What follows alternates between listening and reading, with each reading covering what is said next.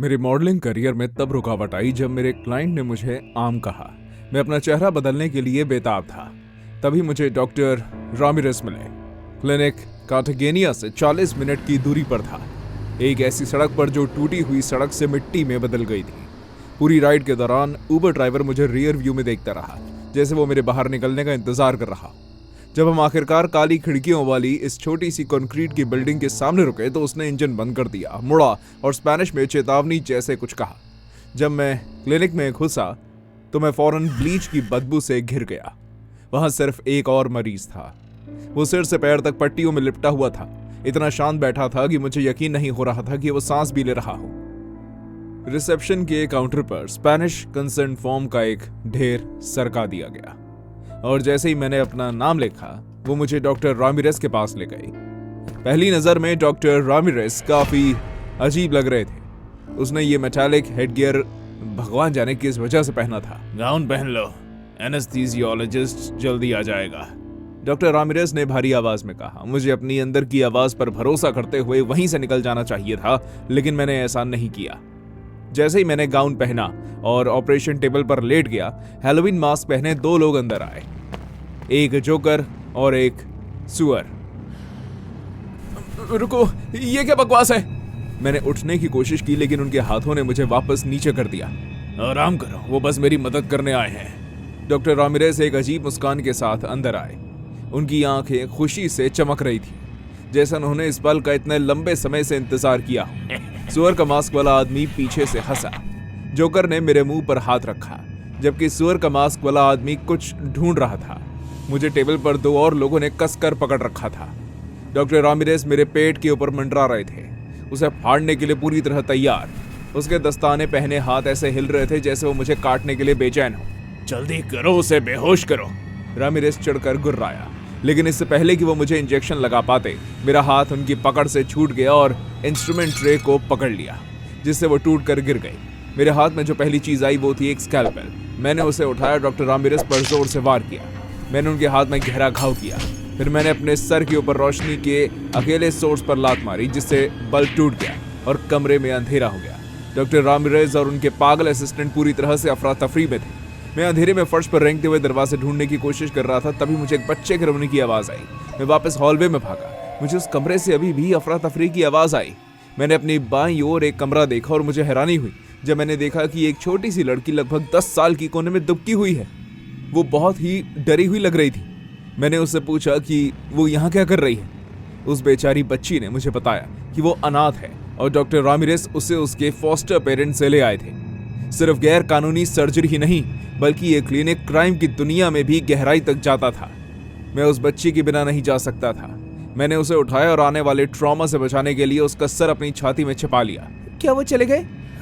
मुझे नहीं पता बेटा, लेकिन हम बाहर निकल रहे हैं, ठीक है? डॉक्टर ने कहा कि मेरे फॉस्टर पेरेंट्स ने मुझे यहाँ भेजने के लिए पैसे लिए हैं। उसकी आवाज भर गई और मेरा गला सूख गया। ये जानकर कि उसके फॉस्टर पेरेंट्स ने उसे पैसे के लिए रामिरेस जैसे राक्षस को बेच दिया, मुझे और भी गुस्सा आया। उसने ऊपर देखा, आंखें गीली थी। तुम वादा करते हो कि तुम मुझे नहीं छोड़ोगे? कसम से, मैंने कसकर पकड़ते हुए कहा, जब तक हमें धूप नहीं दिखेगी। मेरे पास मेरा फोन नहीं था, इसलिए मैं पुलिस को फोन नहीं कर पाया। बाहर निकलने का एकमात्र तरीका भागना था। मैं उन्हें दरवाजे से आते हुए सुन सकता था। मेरी आंखें इधर उधर घूमी, छिपने के लिए कोई जगह ढूंढ रही थी। दीवार के पास कुछ कूड़ेदान लाइन से रखे थे, ज्यादातर खून से सने कपड़े और ट्यूबिंग से भरे हुए थे, लेकिन उनमें से एक खाली था। मैंने बच्ची को उसमें डाल दिया और उसे उन कपड़ों से ढक दिया और चुप रहने को कहा, और मैं उसके ठीक बगल में एक और डब्बे में घुस गया। पूरी कोशिश कर रहा था कि अचानक कोई हरकत ना हो, ताकि उन्हें मेरे होने का पता ना चले। जैसे ही उनके कदमों की आहट पिछले दरवाजे से आई, मैंने ढक्कन बंद किया। अंदर की हवा में जंग और ब्लीच की बदबू आ रही थी और मैं बाहर बूटों की बजरी की आवाज सुन सकता था। वो ज्यादा दूर नहीं गया होगा और वो बच्ची को ले गया है, रामिरेस चिल्लाया। मैंने अपनी सांस रोक ली। दुआ कर रहा था कि वो बिन चेक ना करे।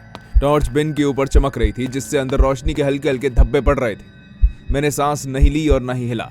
मैं तब तक दुआ करता रहा जब तक सब कुछ धुंधला नहीं हो गया और अंधेरा नहीं छा गया। मैंने धीरे से ढक्कन खोला और सुनते हुए बाहर निकला। छोटी लड़की अभी भी छिपी हुई थी, खून से सने कपड़ों के नीचे कांप रही थी। मैंने उसे आवाज दी और उसने ऊपर झांका। हमने आगे बढ़ने से पहले पूरा 1 मिनट इंतजार किया। मुझे पहले जनरेटर की आवाज याद आई, वो पीछे से आ रही थी। इसका मतलब था कि शायद पास में कोई सर्विस एग्जिट होगा। हम टूटे हुए कांच और खून से सने कपड़ों पर से रेंगते हुए हॉलवे से गुजरे। ऑपरेटिंग रूम का दरवाजा खुला हुआ था। मैं अंदर रामिरेस को अपने आदमियों पर चिल्लाते हुए देख सकता था। उन सबको लगा कि हम चले गए हैं। हमें इमरजेंसी दरवाजा मिला और हम हाईवे की तरफ भागे जब तक कि हमारे पीछे लाइटें धीमी नहीं हो गई। आखिरकार एक पिकअप ट्रक में एक आदमी ने हमें ढूंढ लिया और हमें पुलिस स्टेशन ले गया। हमने पुलिस को बताया और छोटी लड़की के फॉस्टर पेरेंट्स को अरेस्ट कर लिया गया। उन्हें रामिरेस अपने क्लिनिक में नहीं मिला। ऐसा लगता है कि उसे पहले से पता था कि पुलिस उसे ढूंढ रही होगी, इसलिए वो अपने आदमियों के साथ भाग गया। इस घटना को 2 महीने हो चुके हैं। मैं एक नॉर्मल नौकरी कर रहा हूँ। मैं पिछले हफ्ते लूसिया से उसके नए फॉस्टर होम में मिला था। वो वहां बहुत खुश है और उसे प्यार मिलता है। सच कहूं तो मुझे रामिरेस के क्लिनिक जाने का कोई अफसोस नहीं है। अगर मैं नहीं जाता तो भगवान ही जानता है कि वो लूसिया के साथ क्या करते। मुझे पूरा यकीन है कि रामिरेस प्लास्टिक सर्जरी के नाम पर मरीजों के ऑर्गन चुराता था और उन्हें गैर कानूनी तरीके से बेचता था। वो जहां भी है, मुझे उम्मीद है कि वो पकड़ा जाएगा उससे पहले कि वो और लोगों की जिंदगी बर्बाद करे। राफेल, जो मेरे 7 साल का बॉयफ्रेंड था, उससे ब्रेकअप हुए 1 हफ्ता हो गया था। जब हमारी कंपनी के चैरिटी गेम के दौरान 60 मील प्रति घंटे की रफ्तार से सॉफ्टबॉल मेरे चेहरे पर लगी। दर्द महसूस होने और खून देखने से पहले मैंने दरार की आवाज सुनी। मेरी नाक और गाल की हड्डी चली गई थी। ईआर डॉक्टर ने कहा कि मुझे तुरंत सर्जरी की जरूरत है। मेरे इंश्योरेंस ने डॉक्टर वॉल्डेस को मंजूरी दे दी, जो एक फेशियल रिकंस्ट्रक्शन स्पेशलिस्ट हैं और जिनके रिव्यू बहुत अच्छे हैं। वो कहते रहे कि मैं कितनी खुशकिस्मत हूं कि इतने कम समय में वो मिल गए। उसके बाद क्या हुआ, ये अभी भी धुंधला है। मैंने कंसेंट फॉर्म पर साइन किए जिन्हें मैं मुश्किल से पढ़ पा रही थी। उन चीज़ों पर सर हिलाया जो मुझे समझ नहीं आई, लेकिन मुझे एनेस्थीसियोलॉजिस्ट की शांत आवाज़ याद है जो मुझसे 10 से उल्टी गिनती गिनने को कह रही थी। सब कुछ अंधेरे में डूबने से पहले मैं 3 तक पहुंच गई थी। मैं सर्जरी के बाद होने वाले आम दर्द से नहीं जागी। ये दर्द तेज था, लगभग जिंदा, जैसे कोई चीज़ अंदर से मेरी खोपड़ी को चीर रही हो। मैंने अपनी आंखें खोलने की कोशिश की, चीखने की, लेकिन नहीं कर पाई। मेरा शरीर पूरी तरह से पैरालाइज हो चुका था और फिर भी मैं पूरी तरह से जागी हुई थी और सब कुछ महसूस कर सकती थी। मुझे छोटा स्कैल्पल दो और याद दिलाओ कि वो क्या बदलना चाहता था। सब कुछ, असिस्टेंट ने समझाया। नाक, चीकबोन्स और जॉ लाइन, यहाँ तक कि ऑर्बिटल हड्डियां भी। उसने उसके चेहरे के AI एडिटेड वर्जन भेजे और चाहता है कि वो बिल्कुल उन इमेजेस जैसी दिखे। वो, मेरे रोम रोम में घबराहट दौड़ गई। किसी ने मेरी मर्जी के बिना मेरा चेहरा बदलने के लिए पैसे दिए थे। मैंने हिलने और चीखने की कोशिश की, लेकिन मेरा शरीर जवाब नहीं दे रहा था। मुझे बस अपनी स्किन पर जलन और दबाव, गीली फटने की आवाज और मेरे गालों से बहता गर्म लिक्विड महसूस हुआ। वो बहुत खास है। उसने एक्स्ट्रा काम के लिए एक्स्ट्रा पैसे भी दिए हैं। क्या ये गैर कानूनी नहीं है? इस लड़की ने इनमें से किसी के लिए भी मंजूरी नहीं दी। उसके कंसेंट फॉर्म में सर्जरी के दौरान जरूरी सुधारों के बारे में लिखा है। कानूनी तौर पर हम कवर्ड हैं और उसने हमें पैसे दिए हैं। जब मैंने हिलने की कोशिश की तो मैं बहुत परेशान और लाचार महसूस कर रही थी। मैंने अपनी पूरी विल पावर अपने दाहिने हाथ में लगा दी, लेकिन कुछ नहीं हुआ। और कितना समय? और 2 घंटे, शायद 3। हम असल में उसके पूरे चेहरे का स्ट्रक्चर फिर से बना रहे हैं। मैं 3 और घंटे महसूस नहीं कर सकती थी कि वो मेरे चेहरे पर कट मार रहे हैं, मेरी हड्डियों को घिस रहे हैं और मुझे किसी की कल्पना के हिसाब से बदल रहे हैं। और दर्द बढ़ता ही जा रहा था। मैं उन्हें अपने गाल की हड्डी पर काम करते हुए हड्डी पर आ रही के वाइब्रेशन को महसूस कर सकती थी। मेरे चेहरे की हर नस चीख रही थी, लेकिन मैं आवाज नहीं निकाल पा रही थी। फिर मेरी उंगली फड़की और मेरा हाथ झटका। उसके वाइटल्स तेजी से धड़क रहे हैं। डॉक्टर, उसे और प्रोपोफॉल दो। ठंडा लिक्विड मेरी IV लाइन पर लगा, लेकिन मैंने अपनी पूरी ताकत से उससे लड़ाई की और किसी तरह मेरी आंखें खुल गई। सर्जिकल लाइटों ने मुझे अंधा कर दिया। चमक के बीच मैं अपने ऊपर डॉक्टर वॉल्डेस का हैरान चेहरा देख सकती थी। हाथ में अभी भी स्कैल्पल था। मेरे गले में एक ब्रीदिंग ट्यूब थी, इसलिए मैं चीख नहीं पाई, लेकिन मैंने जितना हो सके उतना जोर से हाथ पैर मारे। वो जाग गई है। उसके असिस्टेंट मेरे कंधे पकड़े, लेकिन पैरालिसिस से एड्रेनलिन जल रहा था। मैंने अपने गले से ब्रीदिंग ट्यूब खींच ली। महसूस किया कि वो पूरी तरह ऊपर तक रगड़ खा रही है और मैं चिल्लाई। मैंने इंस्ट्रूमेंट ट्रे पकड़ी और उसे उड़ा दिया। मेटल हर जगह खड़खड़ाया, जिससे दोनों चौंक गए। मैं टेबल से लुढ़की और जोर से जमीन पर गिर गई। मेरा चेहरा जल रहा था, मेरी गर्दन से गर्म खून बह रहा था, लेकिन मैं फिर भी लड़ती रही। मेलिसा, रुको, तुम्हें शांत होने की जरूरत है। मैं दरवाजे की तरफ रेंगती रही। मेरे पैर मेरे नीचे लड़खड़ाते रहे, लेकिन मैं चलती रही। किसी तरह मैं दरवाजे तक पहुंची, उसे खोला और हॉलवे में गिर गई। 2 नर्सों ने मुझे देखा, खून से लथपथ। मेरे आधे चेहरे पर पट्टी बंधी थी और बाकी आधा कच्चा और खुला हुआ था। वो चिल्लाने लगी, सिक्योरिटी को बुलाओ, पुलिस को बुलाओ, जल्दी करो। मैं वहीं गिर गई। मेरी चीखें सुनकर और 2 लोग दौड़कर आए। उन्होंने मुझे घेर लिया, ये समझने की कोशिश कर रहे थे कि क्या हुआ, जबकि मैं छटपटा रही थी और ऑपरेशन रूम की तरफ इशारा कर रही थी। मेरा गाउन खून से लथपथ था, मेरा चेहरा आधा ठीक था, एक तरफ अच्छी तरह से पट्टी बंधी थी, दूसरी तरफ कच्चा मांस और हड्डी दिख रही थी। मैंने बात करने की कोशिश की, लेकिन मेरा जबड़ा ठीक से काम नहीं कर रहा था। सिक्योरिटी ने डॉक्टर वॉल्डेस को दीवार से सटा दिया था। उनकी असिस्टेंट रो रही थी, बस ऑर्डर फॉलो करने के बारे में कुछ कह रही थी। किसी ने 911 पर कॉल किया, जबकि दूसरी सर्जिकल टीम मुझे एक दूसरे OR में ले गई। जब वो मुझे बेहोश कर रहे थे, मैंने डॉक्टर वॉल्डेस को चिल्लाते हुए सुना कि मैंने कंसेंट फॉर्म पर साइन किया है, कि ये सब लीगल है। जब मैं घंटों बाद उठी तो एक पुलिस वाला मेरे बिस्तर के पास इंतजार कर रहा था। मेरे चेहरे पर अब ठीक से पट्टी बंधी हुई थी, दवा से दर्द कम हो गया था। उन्होंने नुकसान को ठीक करने के लिए जो कुछ भी कर सकते थे किया था, लेकिन डॉक्टर के हाव भाव से मुझे पता चल गया कि उन्होंने क्या नहीं किया। पुलिस वालों ने बताया कि कैसे हॉस्पिटल सिक्योरिटी ने डॉक्टर वॉल्डेस का फोन जब्त कर लिया था और उन्हें राफेल के मैसेज, वायर ट्रांसफर कंफर्मेशन और मेरी दर्जनों फोटो मिली, जिन्हें AI फिल्टर और ऐप से एडिट किया गया था। मेरे असली रूप से अलग AI वर्जन की जॉ लाइन ज्यादा शार्प थी, चीक बोन्स ऊंचे थे और नाक अजीब तरह से सीधी थी। वैसा चेहरा जैसे आप स्नैपचैट पर देखते हैं। पता चला उसने किसी को मेरे चेहरे पर वो सॉफ्ट बॉल फेंकने के लिए पैसे दिए थे और हॉस्पिटल स्टाफ को रिश्वत दी थी कि मुझे डॉक्टर वॉल्डेस के पास भेजा जाए। जिस पल मैंने उससे ब्रेकअप किया, उसने सब कुछ शुरू कर दिया था। मुझे पता था कि वो कंट्रोलिंग और ऑब्सेसिव है, यही एक वजह थी कि मैंने उससे ब्रेकअप किया, लेकिन मैंने कभी नहीं सोचा था कि वो इतना पागल होगा। एनेस्थीसियोलॉजिस्ट ने कहा कि मुझे जागना नहीं चाहिए था। मेरे सिस्टम में दवाओं की मात्रा के हिसाब से मुझे घंटों तक बेहोश रहना चाहिए था, लेकिन किसी तरह मेरे शरीर ने इसे तेजी से मेटाबॉलाइज कर लिया, या डर ने उस पर काबू पा लिया। अगर मैं और 2 घंटे बेहोश रहती तो ये बदलाव हमेशा के लिए हो जाते और मैं राफेल की AI फिल्टर वाली गर्लफ्रेंड के तौर पर जिंदा रहती। राफेल को 15 साल की सजा सुनाई गई, डॉक्टर वॉल्डेस को 20 साल की। मैंने इस गड़बड़ी को ठीक करने के लिए 6 महीने करेक्टिव सर्जरी करवाई। मेरा चेहरा कभी भी वैसा नहीं दिखेगा जैसे पहला था, लेकिन ये मेरा है। सबसे बुरी बात निशान या फिर ट्रॉमा नहीं है, बात यह है कि 2 घंटे तक मैं जागती रही लेकिन हिल नहीं सकी, जब कोई मेरी पहचान मिटाने की कोशिश कर रहा था, क्योंकि इंसान और असली होना उसके लिए बहुत ज्यादा मुश्किल था।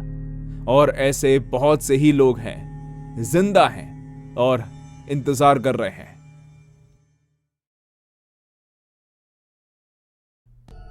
रेगन हमेशा से हमारे स्कूल की पॉपुलर लड़की थी। अपने खूबसूरत सुनहरे बाल और प्यारी मुस्कान दिखाती थी। सब उसे बार्बी कहते थे और वो इस टाइटल को ताज की तरह पहनती थी। हम दोनों चीयर स्क्वाड के को कैप्टन थे, जिसका मतलब था कि वो मुझे खतरा समझती थी और जब भी मौका मिलता मेरी जिंदगी नरक बनाने की कोशिश करती। वो कई चीजों में मुझसे बेहतर परफॉर्म करती, लेकिन जो चीज उसे पागल कर देती थी वो थी मेरी नेचुरली साफ स्किन और लीन बॉडी, कुछ ऐसा जो उसे बहुत सारा पैसा खर्च किए बिना नहीं मिल सकता था।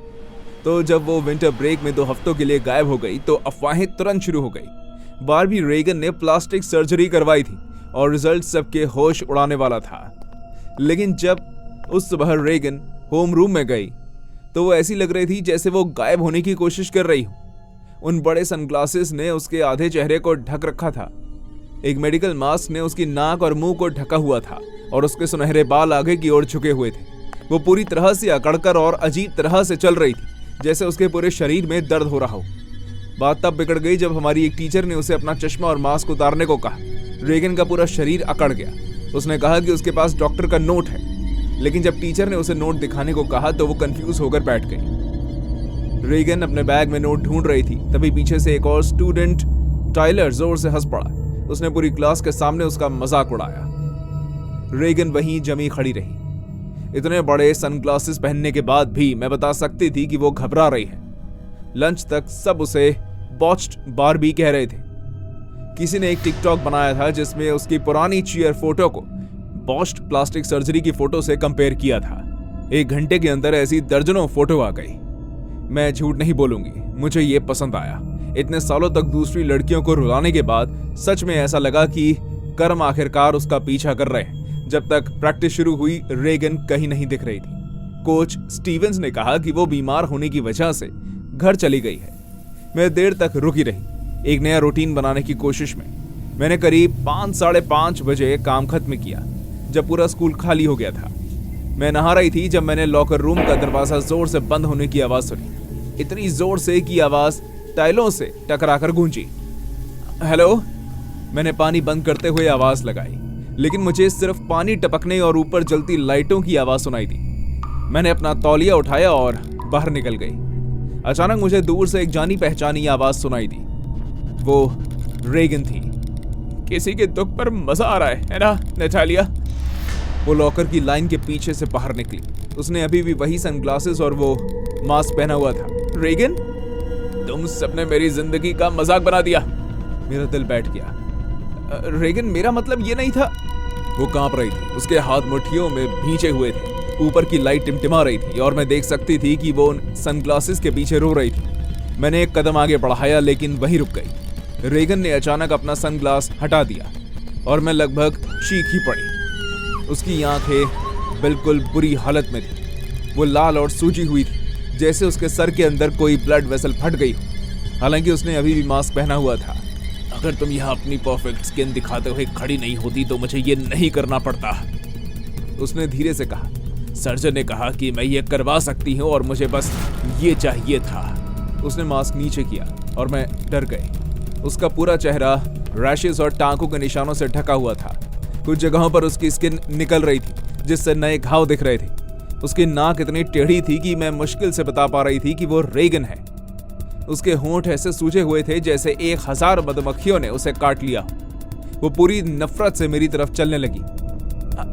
रेगन, मुझे माफ करना, तुम्हारी वजह से सब लोग मुझ पर हंस रहे हैं। मैंने इतने समय तक ध्यान नहीं दिया कि रेगन के हाथ में कैंची थी। रेगन, इसे नीचे रखो।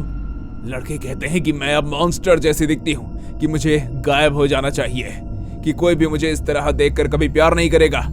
इसलिए अगर मैं मॉन्स्टर हूँ तो मुझे मॉन्स्टर जैसा बर्ताव करना चाहिए। वो तेजी से मेरी तरफ आई। मैं मुश्किल से बच पाई। कैंची उस लॉकर में जा लगी जहां अभी मेरा सर था। रेगन, रुको! उसका जख्मों वाला चेहरा गुस्से से मुड़ गया। मैंने अपना जिम बैग उठाया और उसकी तरफ घुमाया। बैग उसकी साइड में लगा और वो लड़खड़ा गई।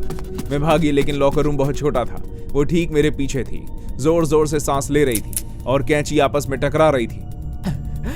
अगर मैं सुंदर नहीं हो सकती तो तुम भी नहीं हो सकती। मैं दरवाजे तक पहुंच गई, लेकिन वो बंद था। उसने मेरे बाल पकड़े और मुझे पीछे की ओर खींचा। उसने मुझे नीचे खींचा और मैंने देखा कि कैंची मेरे ऊपर आ रही है। वो मेरे चेहरे पर निशाना साध रही थी। मैंने अपना हाथ ऊपर उठाया और ब्लेड सीधे मेरे हाथ के अगले हिस्से में घुसा। मुझे लगा कि स्किन और मसल्स को चीर रहा है। गर्म खून तेजी से निकल रहा था। जब दर्द हुआ तो मैं चिल्लाई, लेकिन मुझे वहां से भागना था, इससे पहले कि वो मुझे मार डाले। मैंने उसकी आंखों में कोहनी मारी और वो दर्द से जमीन पर गिर पड़े। मैंने इंतजार नहीं किया, मैं भाग गई। अपने पीछे खून की एक लकीर छोड़ गई। कोच स्टीवंस ने मुझे हॉलवे में रोते हुए और हर जगह खून बहते हुए पाया और 911 पर कॉल किया। पुलिस पैरामेडिक्स के साथ आ गई। उन्होंने रेगन को अभी भी लॉकर रूम में पाया। वो अपनी गोद में कैंची लिए फर्श पर बैठी थी, आंखें पीछे हिल रही थी और खुद से सुंदर होने के बारे में फुसफुसा रही थी। मैं अब यहाँ हॉस्पिटल में हूँ, मेरे हाथ पर टांके लगने का इंतजार कर रही हूँ। डॉक्टर ने कहा कि मैं लकी थी, 1 इंच और होता तो वो किसी आर्टरी को चोट पहुंचा देती। इसमें 23 टांके लगे। पुलिस ने कहा कि रेगन को साइकोट्रिक हॉस्पिटल में ले जाया गया है। उसके वकील शायद कहेंगे कि ब्लीडिंग और खराब सर्जरी की वजह से उसे साइकोट्रिक ब्रेक मिला था। शायद वो ठीक दिमागी हालत में नहीं थी, लेकिन मुझे पता है कि सिर्फ उसी की गलती नहीं थी। हमने भी उसका मजाक उड़ाया था, बिना यह सोचे कि इससे उस पर क्या असर होगा। मैं बस उम्मीद करती हूँ कि उसे वो मदद मिले जिसकी उसे जरूरत है। और जो लोग सोचते हैं कि प्लास्टिक सर्जरी खुद को बेहतर बनाने का तरीका है, वो जरा इस बारे में सोचें, क्योंकि बहुत सारे फ्रॉड सर्जन हैं बनाने के नाम पर उनकी जिंदगी बर्बाद कर देते हैं।